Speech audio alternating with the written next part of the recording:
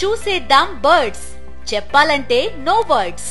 పూర్తి వివరాలకు చదవండి రేపటి సాక్షి హైదరాబాద్ ఎడిషన్. అవునా కాదా బాలాగారు చెప్పండి, ఈ రఘురామ హత్య కుట్రే అంటూ ఈరోజు ఈ ఎల్లో మీడియా ప్రముఖంగా వెయిటింగ్ కానీ ఇవన్నీ ఏమనిపిస్తుంది? సంక్షిప్తంగా మీరు చెబితే మళ్ళీ అదాని దానికి మళ్ళీ వెళదాం. సార్, ఒకటి ఈ రోజు ఏదైతే మన రఘురామకృష్ణ గారి కేసులో జరుగుతుందో రేపు ఇది కామన్ మ్యాన్ కు కూడా ఉపయోగపడబోతుంది. అదందరూ గుర్తుపెట్టుకోవాలి. ఎందుకంటే లేనిపోని ఏదైతే కొత్తవన్నీ తీసుకొచ్చి ఈ రోజు ప్రభుత్వాల మీద, ప్రభుత్వ అధికారుల మీద, పోలీసు వాళ్ళ మీద నెపాలు నెట్టి ఈ విధంగా చేస్తున్నారో ఈ రోజు కామన్ మ్యాన్ కూడా తెలుసుకుంటున్నారు. ఒంటి మీద చెయ్యి పడితే పోలీసు వాళ్ళ మీద కూడా కంప్లైంట్ చేస్తామనే తీరికి ఈ రోజు సమాజం చేరుకుంటుంది. రేపు ఇదే వాళ్ళకి ఉరితాడే కూర్చుండే అవకాశాలు కూడా చాలా ఎక్కువగా ఉన్నాయి ఈ ప్రభుత్వానికి. నేను ఎందుకు మీకు ఈ విషయం చెప్తున్నానంటే సార్, ఆర్జీవి గారి కేసులో రేపు వీళ్ళకందరికీ చుక్కలు కనబడబోతున్నాయి.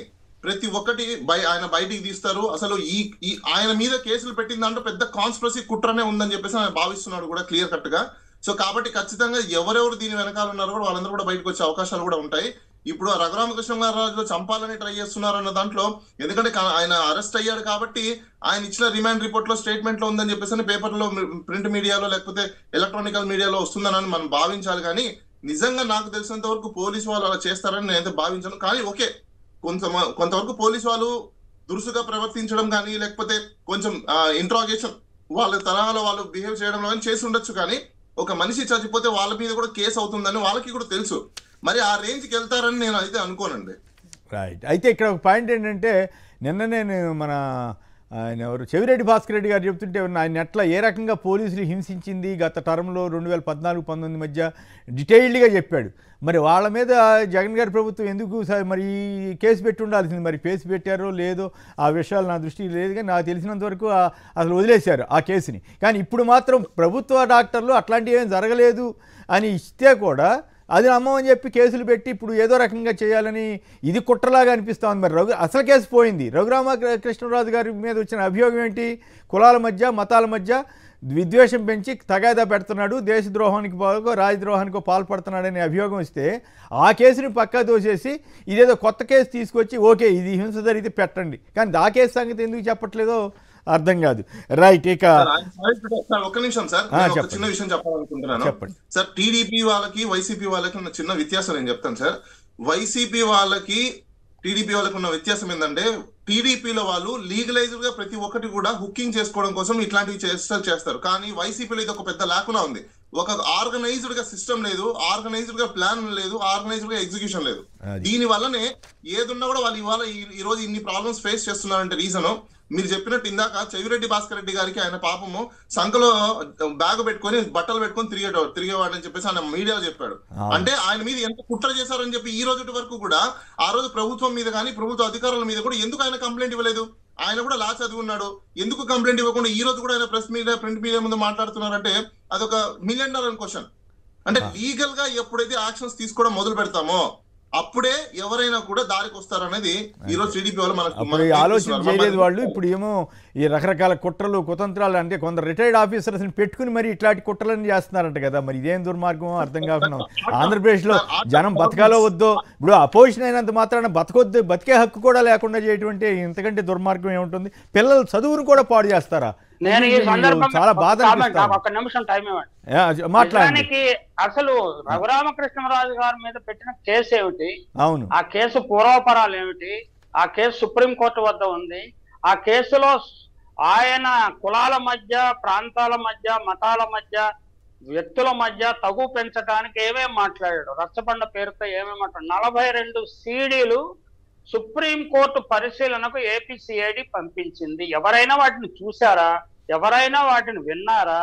ఎవరైనా వాటి మీద ఒక తీర్పు ఇస్తారా? అది కదా ఇప్పుడు ప్రధానంగా చర్చ జరగాల్సింది.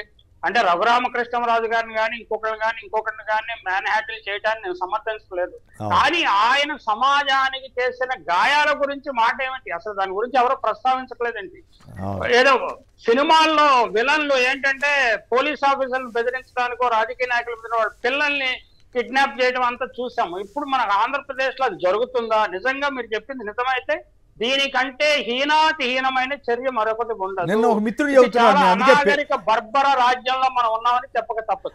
ప్రసాద్ రెడ్డి గారు, నాకు కూడా వాస్తవమా కాదనే తెలీదు, బట్ నేను ఒక మిత్రుడు ఫోన్ చేసి మీలాంటి వాళ్ళన్నా అటువంటి విషయాలు ప్రస్తావిస్తే కనీసం కొంతన్నా తగ్గుతారేమో, పిల్లల చదువులు కూడా పాడు చేస్తున్నారంటండి అని చెప్పారు. నిజం కాకపోతే ఐఎమ్ సారీ, నాకేం అభ్యంతరం లేదు, నేను అందుకే పేర్లు కూడా చెప్పట్లేదు ఎవరు ఏంటి అనేది కూడా. బట్ అది జరిగిందని నాకు ఒక మిత్రుడు చెప్పాడు. అలా చేయదు అసలు. పైగా ఈ రకమైన దౌర్జన్యం ఏంటి? ఇన్ని వందల ఎవడు 10-15 కేసులు, 20 కేసులు, 30 కేసులు ఎప్పుడైనా చూసామా? ఈ 40-50 ఏళ్లలో ఎప్పుడైనా చూసారా ప్రసాద్ రెడ్డి గారు మీరు?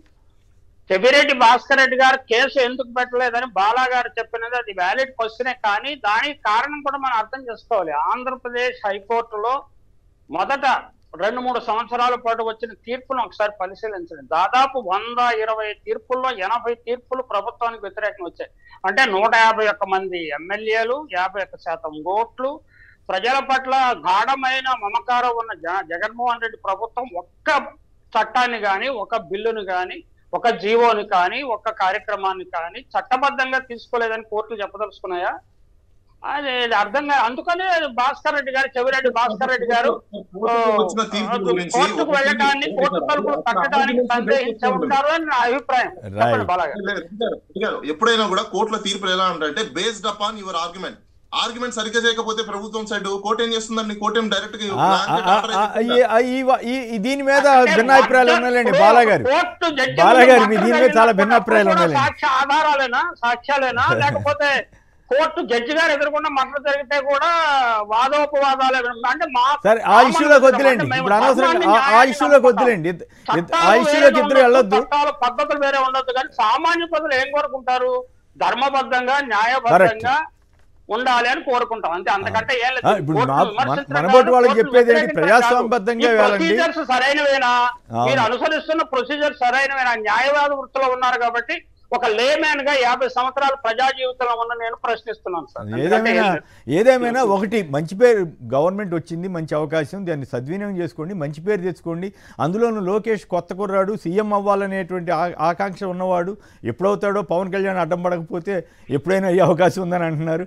ఆయన 10 ఏళ్ళు సీఎం, ఈ 5 ఏళ్లే కాదు చంద్రబాబు అని చెప్పడం ద్వారా లోకేష్కి అడ్డం తగులుతున్నాడో ఏమో మనకు తెలియదు. కానీ బట్ లోకేష్కి మంచి అవకాశం కదా, చక్కగా పాలన చేసుకో, మంచి పేరు తెచ్చుకోవాలి. కానీ ఇది ఎక్కడ గొడవ అండి బాబు? ఈ గొడవ, ఈ రెడ్ బుక్, ఈ గోలైంది. ఈ గోలతోటి ఆయనకి అప్రదిష్ట తప్ప ఏమన్నా మంచి వస్తుందా? ఎవరైనా తప్పు చేస్తే కేసులు పెడతాం తప్పు కాదు, కానీ ఇదేంది ఈ రకమైనటువంటి దారుణం?